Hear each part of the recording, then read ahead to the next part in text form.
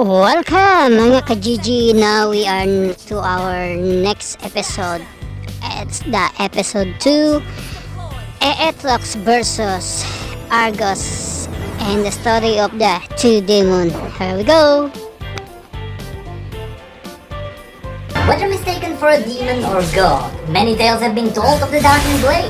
A few know his real name, or the story of his fall. Hello everyone and welcome to another story you are probably too lazy to read. This time we will have a look at Aatrox, the Darkin, and where the Darkin came from. So, because probably at this point you are waiting for far too long, let's go right into it.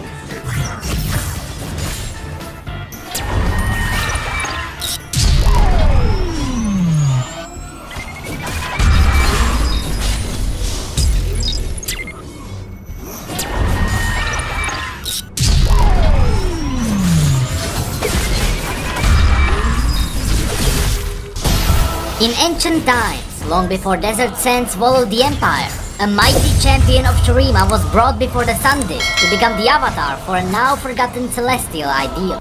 Remade as one of the Ascended, his wings were the golden light of dawn, and his armor sparkled like a constellation of hope from beyond the Great Veil. Aatrox was his name. We are only few sentences into the story, and it is already important to note that we are indeed talking about the Shuriman Ascended. Notice how their description is very close to that of the Targonians. You have the wings of Aatrox that are sparkling with constellations, and then you have the cloak of Pantheon that is shimmering with stars. As we go forward in these stories, notice how they are very similar indeed. He was at the vanguard of every noble conflict. So true and just was his conduct that other god warriors would always gather at his side, and 10,000 mortals of Shurima marched behind him. When Setaka, the Ascended Warrior Queen, called for his help against the rebellion of Ikathia, Aatrox answered without hesitation. But no one predicted the extent of the horrors that the rebels would unleash. The void quickly overwhelmed its Ikathian masters, and began the grinding annihilation of all life it encountered. After many years of desperate battles, Aatrox and his brethren finally halted the Void's perverse advance and sealed the largest rifts shut. But the surviving Ascended, the self-described Sunborn, had been forever changed by what they had encountered. Though Shurima had triumphed, they all had lost something in their victory, even noble Aatrox. And in time, Shurima fell, as all empires must. So, we have the Shuriman Ascended fighting back the Void, and those who survived called themselves the Sunborn. But even though they had won, they were changed by these horrors. I hope you see where this is going. Without any monarch to defend, or the existential threat of the Void to test them, Aatrox and the Sunborn began to clash with one another, and eventually, this became a war for the ruins of their world. Mortals fleeing the conflicts came to know them instead by a new and scornful name, the Darkin. Fearing that these fallen Ascended were as dangerous to Runeterra's survival as the Void incursions had been, the Targonians intervened. It is said that the aspect of Twilight gave mortals the knowledge to trap the Darkin, and the newly reborn aspect of war united many in fighting back against them. Never fearing any foe, Aatrox and his armies were ready, and he realized only too late that they had been deceived. A force greater than 1,000 dead suns pulled him inside the sword he had carried into battle countless times, and forever bound his immortal essence to it. The weapon was a prison, sealing his consciousness in suffocating eternal darkness, robbing him even of the ability to die. For centuries he strained against this hellish confinement, until some nameless mortal was foolish enough to try and wield the blade once more. Aatrox seized upon this opportunity, forcing his will and an imitation of his original form onto his bearer, though the process quickly drained all life from the new body. In the years that followed, Aatrox groomed many more hosts, men and women of exceptional vitality and fortitude. Though his grasp of such magics had been limited in life, he learned to take control of a mortal in the span of a single breath. And in battle, he discovered he could feast on his victims to build himself even larger and stronger. So, to explain everything that happened, you have the Sunborn without an empire and without void spawns to slay. Being already touched by the abyss, it was easier for them to start a war amongst themselves. It was a war for power and for leadership. But again, notice how Targon played a big role in manipulating the Darkin. Pantheon united all the people to fight them back. The aspect of Twilight gave people the means to seal them. And the Darkin were sealed with the power of 1,000 dead suns. And we all know a dragon whose punishment were dead suns.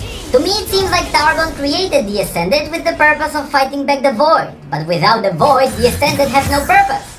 But that's just a theory, so let's keep going. Aatrox traveled the land, searching desperately, endlessly, for a way to return to his previous Ascended form. But the riddle of the blade proved unsolvable. And in time, he realized he would never be free of it. The flesh he stole and crudely shaved began to feel like a mockery of his former glory. A cage only slightly larger than the sword. Despair and loathing grew in his heart. The heavenly powers that Aatrox had once embodied had been wiped from the world and all memory. Raging against this injustice, he arrived at a solution that could only be born of a prisoner's desperation.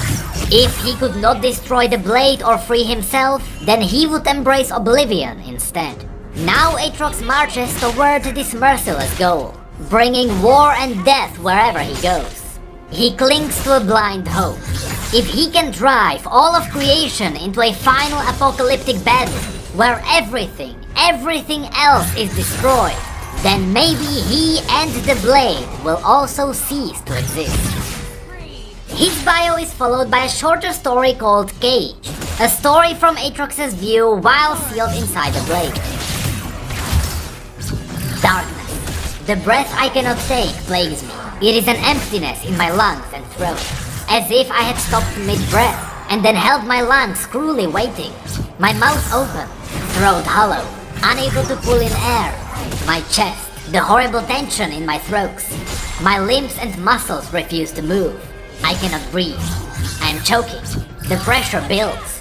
The stillness spreads to my chest and limbs. I want to scream, to tear at my face, to wail, but I am trapped. I cannot move. I cannot move. Darkness. I must remember. The battle. I lost control. It was foolish. The mortals formed in ranks against me. I crashed into them, drank from them. The temptation was too great. As I reaped, I reforged their flesh into a better approximation of my true shape. Desperately, I consumed more and more, hoping for the briefest echo of what I once was. Instead, like a fire, I burned too quickly, destroying even my host form. Darkness. It was raining when we fought. What if the mud and filth cover me? What if I'm hidden for thousands of years? Trapped in this prison. The horror of that idea feeds my panic. The battle is ending. I can feel it. I must will my form upright. I have no arms or legs. The darkness binds me, like a cocoon. No, I will myself upright. But I can't know if it is working. I cannot know anything but the darkness. Please, let some mortal find me. Please. I beg the darkness endlessly. But the humiliation of my plea is answered only with silence. But then, I feel a mortal nearby. I have no eyes, no ears, but I can feel his approach. He is fleeing from adversaries. He must try to defend himself. He must grasp me. Can he see me? He could run past me. I would be left here. I feel his hand grip this form and his consciousness opens to me. I burrow into him, pulling him down. I am like a drowning man thrown into the sea by a shipwreck, dragging myself to the surface by clawing past my fellows. What's happening? The mortal screams, but he is silenced by the darkness. The endless darkness I have just escaped, and I have eyes. I can see the falling rain, the muck, the blood of this slaughtering field. In front of me stand two weary knights with spears. I cut them apart and drink in their forms, recrafting this body to my needs. They are weak. I must move quickly. I must find a better wielder, a better host. Around me are only the dead and dying. I hear their souls retreating from this world. The fighting has not ended. It's moved inside the city walls. I force my new shape, limping, crawling, toward the sound of battle. toward a better host. I roared, but not in triumph. Never in triumph. I will drink from that city, but I will achieve only a grotesque mockery of my former glory. I was shaped by the stars in the purity of my aspect. I was light and reason given shape. I defended this world in the greatest battle ever known.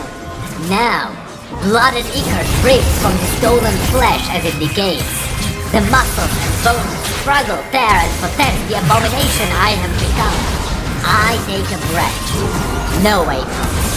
I say, my voice wet and echoing of the death that surrounds me.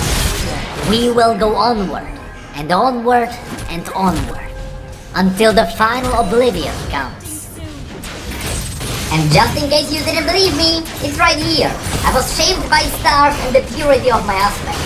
It is likely that the Sunborn or the Darkin were created by the Tardonians to help them in their conquest against the Void. But before we go into the final piece of the Darkin lore, we should talk about Varus. His lore was also changed, so let's have a look at what happened to him. Regardless of what he would later become, Varus was once a paragon of loyalty and honor, a skilled archer in the ancient Shuriman Empire. He was appointed as a temple warden in the eastern states, and he held his duty sacred above all else. During the earliest stages of the war with Icathia, even though it lay far from that cursed place, Varus' homeland was attacked.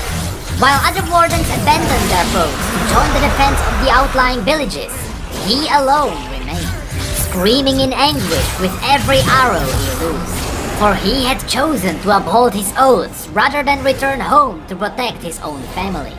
Emissaries from the ascended host found him kneeling in solemn meditation amid the corpses of his foes. It was said that his cold gaze unsettled even the god warriors themselves. And yet, in recognition of his noble sacrifice, Varus was offered a place in their ranks. As one of the great ascending, he was utterly consumed by his pursuit of vengeance against the Icathia and the voidling horrors they had unleashed. It is likely that Varus did not even fully comprehend Shurima's ultimate victory in that war. So twisted had his mind become, nor the Empire's fall centuries later. Atrocity after atrocity blurred together, leaving him as a withdrawn color killer, reshaped and sent into battle countless times by his degenerate brethren. Their name became feared throughout the known world. The Darkin, warring among themselves, they destroyed any other who stood against them. With his crystalline bow, Varus assassinated enemy commanders and champions, helping the Darkin defeat entire mortal armies with ever greater ease. Eventually, Varus was cornered by Vastayan moonstalkers and human mages in service of a golden-armored warrior queen of Valoran. They bound him within his bows, leaving him to howl in impotent rage. By then, the raw corrupting influence of the Darkin was known, and yet still the queen chose to wield the deadly weapon in the final days of the war, gladly sacrificing herself for a greater victory. In the months that followed, the queen carried Varus to the First Lands, those that would be later known as Ionia, now made monstrous by the bow's power. Her last act was to command her fellows to bury her alive in the lightless well, sunk deep beneath a mountain temple overlooking the village of Pallas. And there, Varus was imprisoned, both by the natural magics of Ionia and the ritual ministrations of the temple guardians. And after that, we all know what happened. So now it's time to have a look at the legend of the Darkin, the final piece of the Darkin lore. The Darkin are thrice cursed, once by the ancient enemy they faced, again by the fall of their glorious empire, and finally by the betrayal that had damned them for all eternity. When the rebels of Icathia foolishly unleashed the Void in battle, Shurima's defense was led, as ever, by the legendary Ascending. Imbued with the power of the Sun Disk, these god warriors towered over mortal soldiers, wielding magic and blade with equal ease. And eventually they were victorious. Even so, the horrors of the war took a heavy toll, and those who lived to remember it were perhaps never quite as they once were. Centuries later, with the loss of mighty Azir at the very moment of his ascension, Shurima fell. Although apparently immortal, The God Warriors had been born human. Gradually, with no emperor to lead them, many of the surviving Ascended began to falter in purpose as their older petty ambitions resurfaced. They taught themselves forbidden sorceries and came to view themselves as the rightful inheritors of the world. Notice that the story mentions the Darkin teaching themselves forbidden sorceries. This is likely blood magic, and it is the reason why they have all sorts of shapes. There is even a piece of art describing what they did with the magic, crafting their own flesh and armor with equal ease, until they were completely unrecognizable as the noble warriors they had once been. The sacred mortal populace named these tyrants Darkin, a whispered curse translating roughly in the old tongue as the Fallen. But even the Darkin could not escape the sickness of soul that had come from fighting against the Void for so long. After centuries of uneasy alliance, they inevitably turned against one another, and so began the Great Darkin War.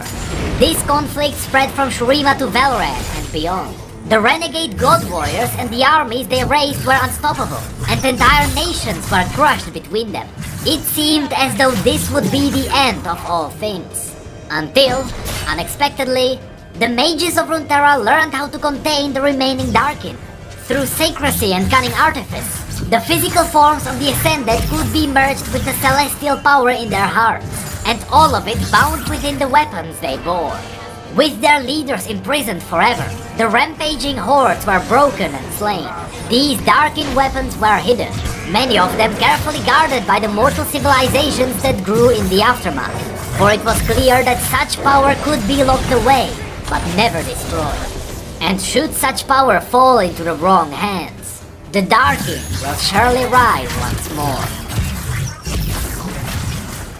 And that's it for the Darkin. I hope you enjoyed this little trip through this massive chunk of Runeterra's history. What is that? Twilight of the Gods? Well, that story is a little bit longer and far more detailed, so it would take a lot more time to cover. So we will do a separate video on that. Now, that's gonna be it for this video though, so if you like this new format, you know what to do. Our social media, everything, you know what to do. I don't even have to tell you.